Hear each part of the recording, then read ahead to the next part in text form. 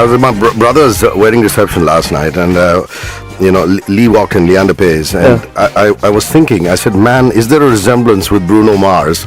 And I've come to the conclusion that there definitely is. Treasure by Bruno Mars at 9:22 in the morning. In studio is, can I call you Muffi? Yeah, please, yeah. Dr. Muffazzal Lakrawala. This is Good Morning Mumbai, and you're with Rishi K. Radio 1. I was explaining the concept of the show to him, and I said, it's kind of like Coffee with Karan, though I'm no match for Karan's scandal. and Muffi goes, there's also a Coffee with Muffi. So what's Coffee with Muffi, man? So coffee happens to be my favorite drink. I don't actually have any alcoholic beverages, and so coffee used to be my and Starbucks used to be my most favorite before Starbucks came to India. And Muffi is my pet name, so it kind of rhymed. My wife thought of it, and Priyanka said, let's make Coffee with Muffi. And this started around 5 years back. It started more as a support group meeting for people who were delving with obesity. If you see any overweight or obese man, he kind of dwells in self-pity. He doesn't want to come out socially. He kind of is very comfortable being in the confines of his house, and just says that, because people, actually when a fat man falls, most of us laugh on him or her spontaneously. Humpty Dumpty. Yeah. If a fat man happens to sit next to you on an airline seat, most of us are sniggering. Unfortunate part is that person's facing this every single minute of his life, every single day as he goes out, and therefore he starts becoming a recluse.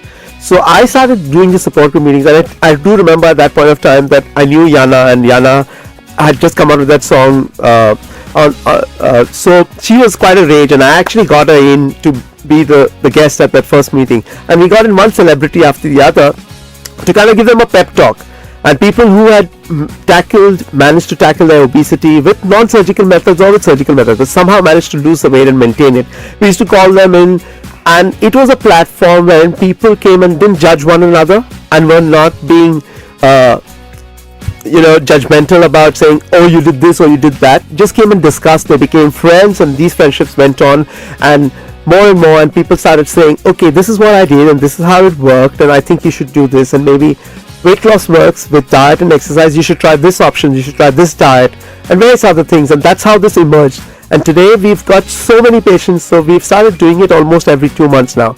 And over the last 1 month, we've in fact taken it out of the Bombay shores. So we've done one in Delhi, one in Nagpur, one in Surat, and recently we did one, for the first time we did it in Dubai, so out of India. So I take two things away from this bit of the conversation. One is the fact that I love that it's not just about the surgery. It's not about you meeting them, on the surgical table.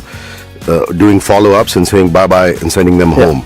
You're actually taking care of their minds, which is fantastic. The other thing I take away from that bit of conversation is your wife has a lot to worry about if you have friends like Yana Gupta. And can I come to one of those meetings? Salt and pepper, what a bad. After this, we're going to talk about whether this thing is scarless or scarred, and what are the options in that. Dr. Muffazzal Lakrawala is in studio. He's founder Center for Obesity and Diabetes Surgery.